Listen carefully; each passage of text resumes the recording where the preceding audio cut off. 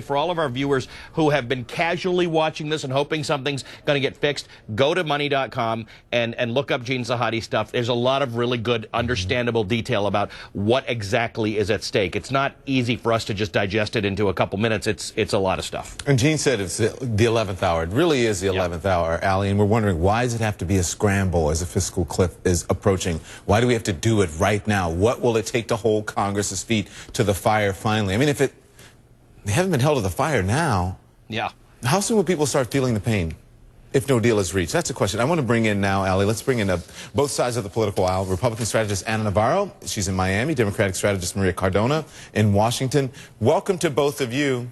Thanks, Don. Ana, why are we here right now? Why are we sitting here talking about this right now with the Senate gone home, Congress still in there working, the lights on, but few people are at home? Why are we doing this? There is no good explanation. There's definitely no justification and no excuse for this. This is like, Don, when you at the beginning of the year, when you're in school and at the beginning of the year you get assigned a big project and you leave it till the last night. When I used to do that, my parents used to punish me. If kids were behaving the way these Congress people are, they'd all be in timeout. If it was the private sector, they'd all be fired. There's absolutely no excuse, and the only solution, I would tell you, lies with us, the American people, and with us, the voters, demanding that they start working together and actually coming up with something. We cannot continue having these spectacles every few months. It's like making sausage. Can we talk about the optics of this, Maria?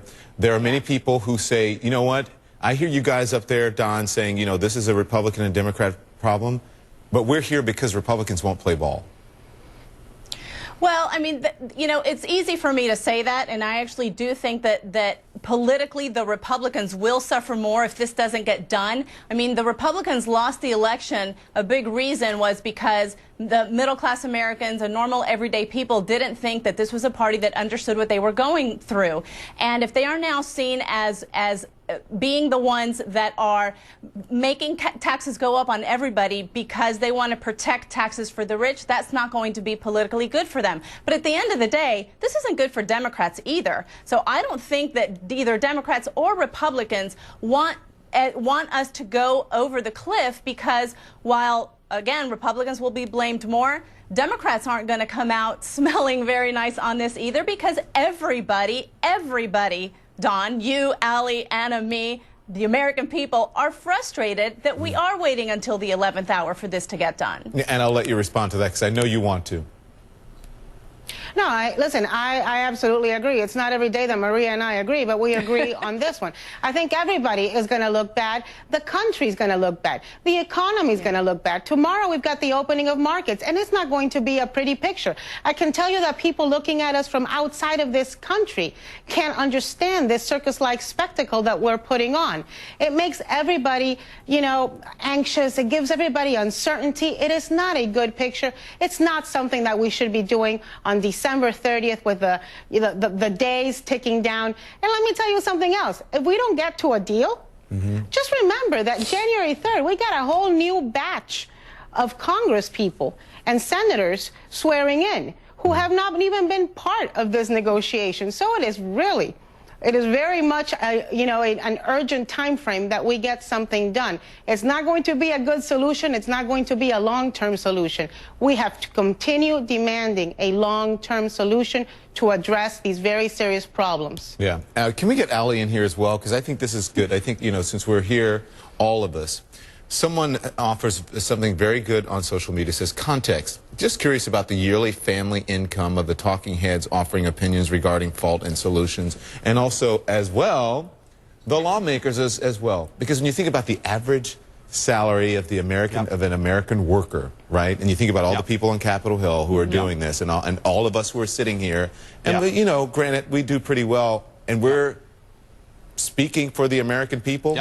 You were talking about frustration, Allie. Go. What do you say to that? Well, listen, we are in an economy where if we went over the fiscal cliff totally, in other words, no patch and nothing got fixed in the next few weeks. Now, look, I don't think we're going to do that, but let's say we did. The hit to the average family could be as high as $3,500 a year. It might be as low as $2,500. That's a lot of money. But it could be $3,500. But not only is that a lot of money, we are in an economy where, by the way, that's real money to people. I mean, those are real expenditures. But the follow-on effect of that is actually much bigger. So the family might be able to withstand having $3,500 less, but people buy fewer things. The economy slows down, then people lose their jobs. Now, you can maybe live with $3,500 less a year. You can't live without a job. So that's the more serious effect. So the more serious effect than what this does to my paycheck in a month is whether this slows down the economy. We are not going very quickly in the U.S. economy, but we're moving forward. People, that's where it hits you when it's not your fault. And that's what people are tired of. That's what people are tired of, because in 2008 something happened to the economy that was nobody's fault.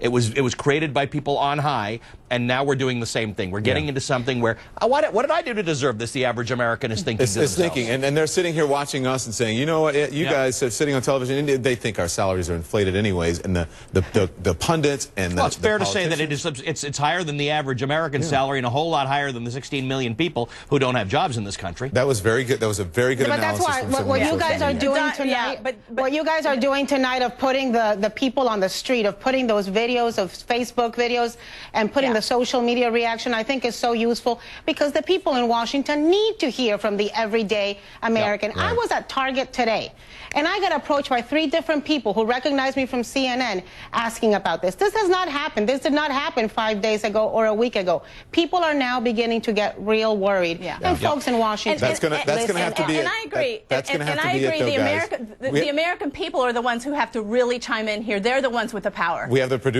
saying, move it along, move it along. Thank you, Maria. Thank you, Anna. Allie, take it away. All right, well, this fiasco is being felt on Main Street. It's being felt in Capitol Hill and as well in the investment community on Wall Street. I want to talk to you about how all of this may affect markets and the economy. And I'm not talking about this for the fat cats. I'm talking about this because of your 401k, your investments. We'll talk about that on the other side.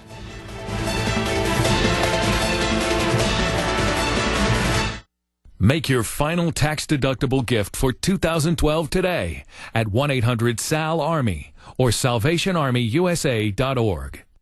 Make the cash call and ask for the do-over refi. If you refinanced your mortgage in the last 18 months, we'll redo it at 2.5% rate and APR with no closing costs. Make the cash call at 877-890-CASH. 877-890-CASH.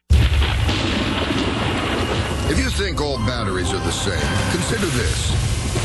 When the unexpected happens, there's one brand of battery more emergency workers trust in their mag lights. Duracell. One reason? Duralock Power Preserve. It locks in power for up to 10 years in storage, guaranteed. So whether it's 10 years of life's sunny days or the occasional stormy one, trust goes a long